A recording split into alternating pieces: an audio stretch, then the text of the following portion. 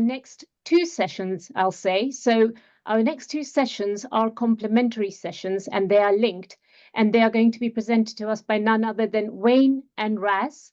We will be covering with Wayne, we will be covering budgeting, tracking of budgets, the advantages of doing so, learning the process, the theory behind it.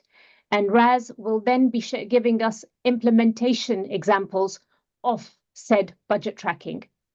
So if I can introduce Wayne first, and I believe Wayne and Raz, that both of you will be inputting into each of your sessions. So thank you. We will be getting double the expertise in each session. So Wayne, welcome Wayne. Wayne Alexander is an interim chief executive officer at Redbridge Sports and Leisure. He's a seasoned professional with over 3 decades of senior management experience in the leisure industry. He's currently serving as the interim CEO at Redbridge Sports Centres Trust Limited. He is known for his strategic leadership, inclusive management style, and strong commitment to team development and community engagement. Welcome, Wayne. I'll hand over to you to teach us about budgets and tracking budgets, please. Well, welcome. Let me just get my slides and share the screen first. And then if we can confirm, Hina, that everyone can see the screen. We can. Thank you, Wayne. Lovely. Well, first of all, Hina, thank you for the kind introduction. I'm honoured to speak on such a global platform as the Growth Conference UK. And I'd like to welcome everyone to my talk on financial goal setting. Specifically, I'll be talking about the essential components to effective budgeting. But I will be partnering with Raz Gohil, who is the next speaker. Raz is a global financial expert. Raz will be covering also financial goal setting and summarizing some of what I've said. And then she will go into some further detail, some real life practical applications. So I would like to start by talking about my journey that led to me using budgets. For me, it started at a young age. I had always watched my parents work hard, like many of us, and they kind of were able to accomplish the things they did. They traveled to England from the Caribbean. They were part of the Windrush generation. They came to England because they wanted a better life, to provide not just for themselves, but their parents, their siblings, and their extended family. So they got jobs and they were able to buy a house for their growing family. There were 3 of us, 3 children they had. And they were able to buy vehicles so they could travel from and to work. Both worked incredibly long hours, over 50 plus hours for many years. We often really didn't go on many holidays. And when we did, it would be to go back to the Caribbean to see our family. Now, my parents over many years, probably like many others, what they did is they sent barrels or steel drums, as probably people will know it, sent drums of food, clothing, and everyday items back to their family. And they did that for most of their work in life, because it wasn't just about providing for themselves, it was providing for the wider family. So they worked so hard. And funny enough, I looked at them and I wanted to achieve the things that they did. I wanted to be able to provide for them. I wanted to provide for my brothers and my extended family. And I think my mum saw this in me. And at a young age, she said to me, "You will always need to work harder than anyone else just to get notice." And she said, "Save your money." That was the golden ticket, save your money. Now, they never really kind of described the method or techniques they used to accomplish all their financial goals, but I just knew I wanted to at least accomplish what they did. But fortunately, at the age of 19, I spoke to a financial consultant who actually gave me the best advice. He said, produce a budget with clear financial goals and always work towards them. Some would be short term, some would be medium term, and some would be long term, but maintain a budget with that in mind. That was 32 years ago, and I've used budgets and the process both personally and in my work ever since. Now, I talk about my journey, but as our journey makes us who we are, we're defined by not what we say, but by what we do. And as life is a journey, it's not a destination. So on that note, I will start the slideshow to discuss the essential components for effective budgeting. The first one I will talk about is clear financial goals. Now, this is a system which many people will know about. It's called SMART goals, and SMART stands for specific, measurable, achievable, relevant, and time-bound. Now, by using SMART goals, will give you the best chance of putting together goals that you can actually achieve. And the feeling of achieving your financial goals boosts confidence. Now, I know Raz will probably tackle some of this later on in some of the stuff that she'll cover. Let me go on to the next component. It's comprehensive planning. Now, consider all your income and expenses, regardless of how small. Also include income or costs that are irregular. And it doesn't matter that it's once every 6 months or even once a year. You need to include it. Also, to help you in that planning, use historical financial data that will help capture all those transactions so you better understand and can put together a comprehensive plan. Prioritization. Now, when you're putting together a budget, you should really focus on the essential expenses and financial goals first, debts and savings, before discretionary spending. You can define expenses and financial goals by assessing whether it's something that is needed compared to something that you would like. But it's essential that you prioritize those things first. Flexibility. Now, it's in order to put together a budget, you need to also consider building in contingencies. Now, that will help to budget for unexpected expenses or changes in income. Now, we all know in life, and the previous speaker was absolutely right, that we're in turmoil at the moment and things truly do not run smoothly, and there will be hiccups along the way. So being able to plan and build in contingencies into a budget will help smooth out some of those issues. Regular review. Now, build a habit of regular reviewing. It's so important. Make it become a habit. This will allow you to adjust to reflect changes in your financial circumstances, your goals, and the market conditions. And that will keep your budget relevant and effective. So I've come to the end of my first slide, and I'll just go to Raz to ask her if there's anything more you wish to add to that section, Raz. Just to let you know, Raz, you're on mute. Right, can you hear me now? Yeah, beautiful, lovely. Perfect. Okay, right. So, yes, thank you for that, Wayne. I think I will go into a bit more detail on the practical applications afterwards.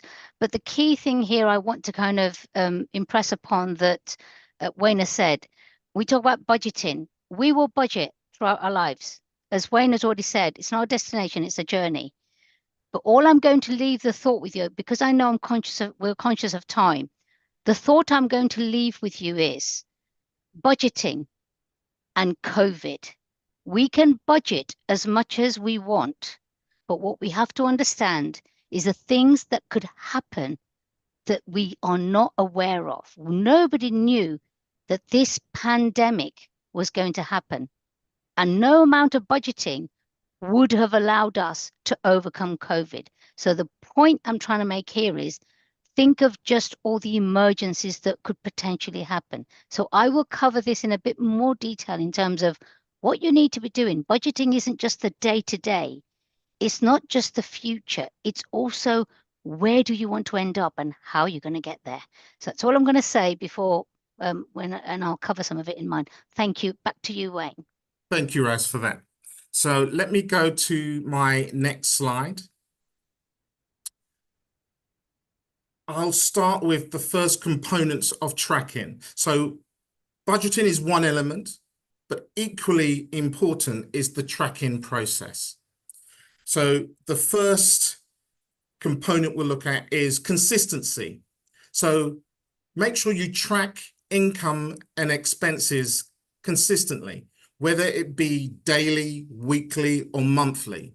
That's important because this maintains an accurate picture of your financial position.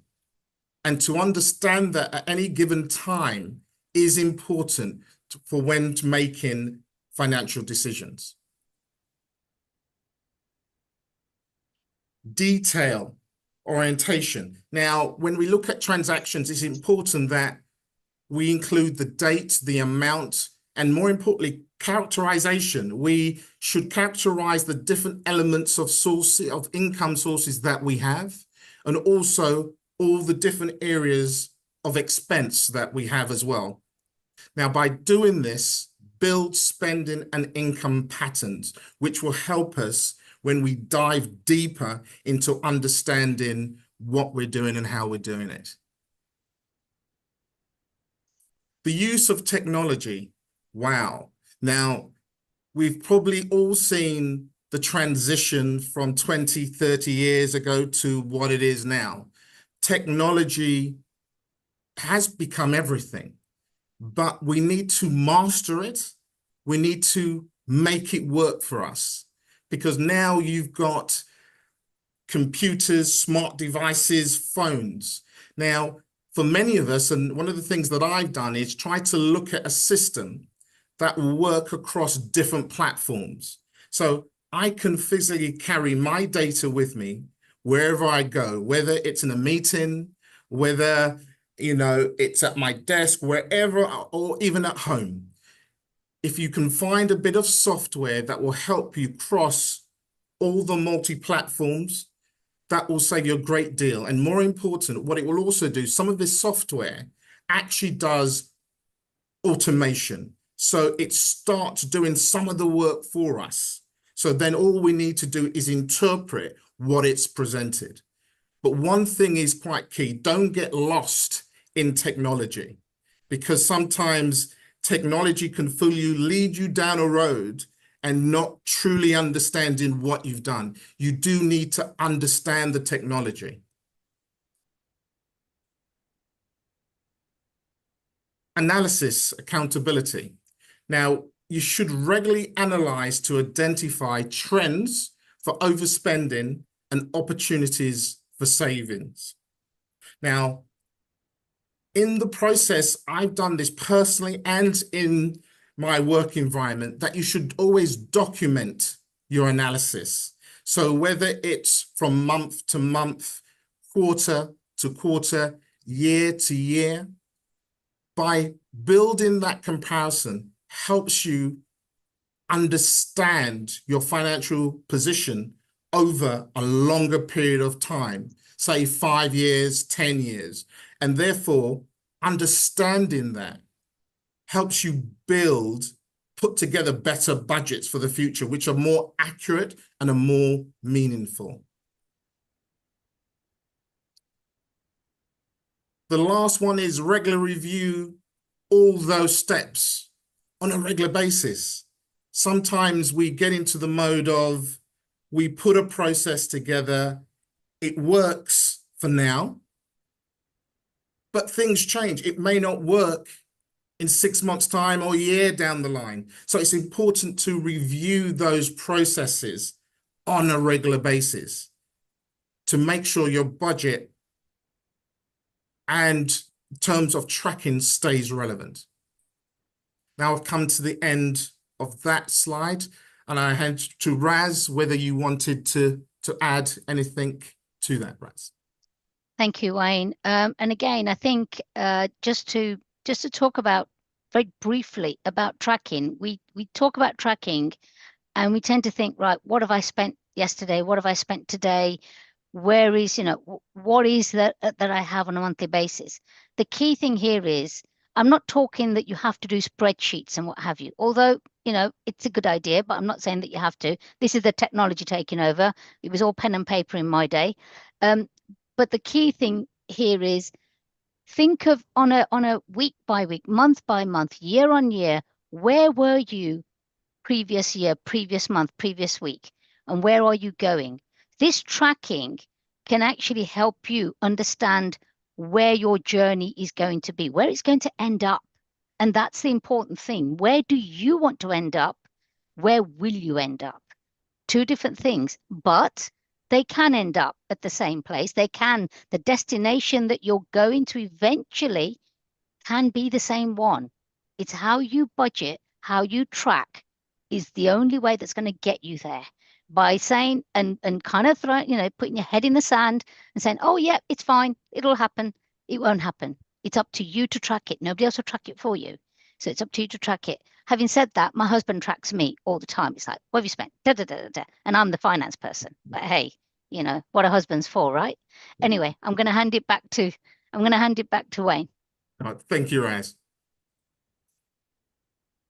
Now, my last slide talks about the benefits of effective budgeting and tracking. The first element is financial control.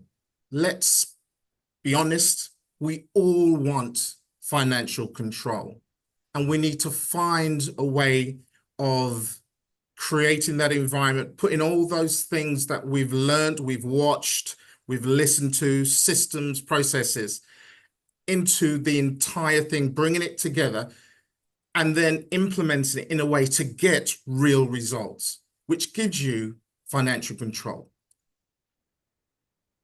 But also it enables us to make better financial decisions. Once we understand where we are, and as Rad said, where we want to go, where we've been and where we want to go, it allows us to make better financial decisions. Goal achievement. For me, this is very important. It's a kind of personal thing, because sometimes we can get drawn into setting these long plans, 5-year plans, 10-year plans. And I think sometimes we need to break them down and put in milestones so you can get to a milestone, achieve it, and to a certain degree, pat yourself on the back. Because let's be honest, we need encouragement, we need focus, and the feeling of accomplishing something at a milestone will only drive you to go to the next milestone. So it's so important that we do that, because some things can be seen such a long way off. If you've got a saving goal, which is going to be over 5 or 10 years time, that is a long time. And we as individuals, we want to stay focused and true to that goal. Debt management. Now, this is probably in the current climate, it's a big thing for all of us. Debt, it's major. So when we're building budgets and we're doing the tracking, prioritizing debt payments must come first. And when you do that, you clear your debts quicker. And the feeling we get when we do that, you can't beat it. And then it leaves us with additional sources of income that we can look at possibly saving goals or the next development, which takes us next to the following one, which is savings growth. At the end of the day, I think there are a lot of businesses out there, as Raz pointed out, came out of COVID and had to rebuild probably from scratch. And the ones that survived have so far done the right things to keep going. But we want to get to a point where we're not in this position of just trying to recover. We want to stay ahead of the game. We want to be in a position where we can start planning for the future. And this is where savings growth comes in. We can look at what we want to do in the future, develop, expand, and grow. But we need to first deal with the debt. Stress reduction. Wow. Well, we probably all go through this multiple times a day for various different reasons. Now, for me, I think when you are in control of your finances and you've got financial control, it does truly reduce anxiety and stress, because there are so many other things that are going on in our life that this is one you don't really want to add to. And it's a burden that affects us all. So if we get it right, financial control, we can become happier people.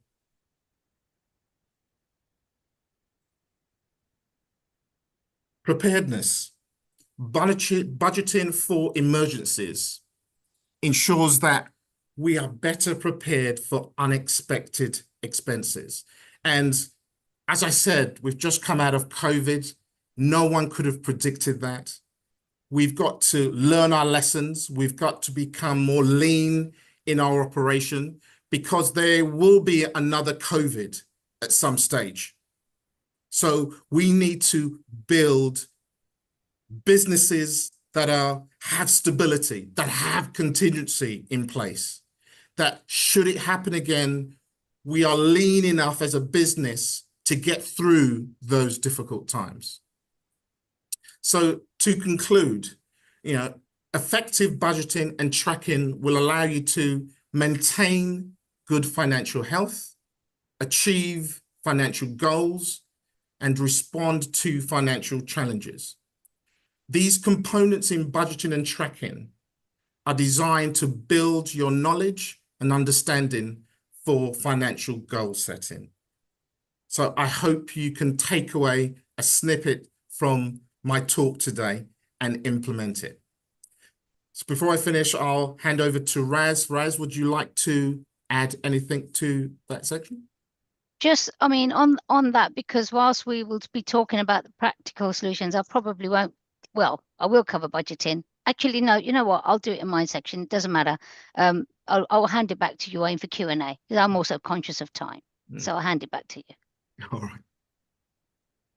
Thank you. Thank you both. Thank you, Wayne. And it is just a key skill, isn't it? Just being able to budget. But I think what it has certainly resonated with our listeners. I've been following the comments, and the budgeting for emergencies, the regular review, the flexibility. It's all sort of things we should be thinking about, and it also is all familiar terminology with what we've used with what we've heard from previous presentations today and yesterday. So thank you very much for that. I think we have time for a couple of questions, Wayne, if you're happy to take a couple of questions, please. Yes, yeah. Right, so the first question I've got, we talked a lot about technology and using technology. What type of software do you use to create your budgets, just to give us an idea? Well, do you know what? I'm one of these people that I try and I test stuff and then I move until I find something that I'm happy with. Now, for many of you, you probably all know Excel.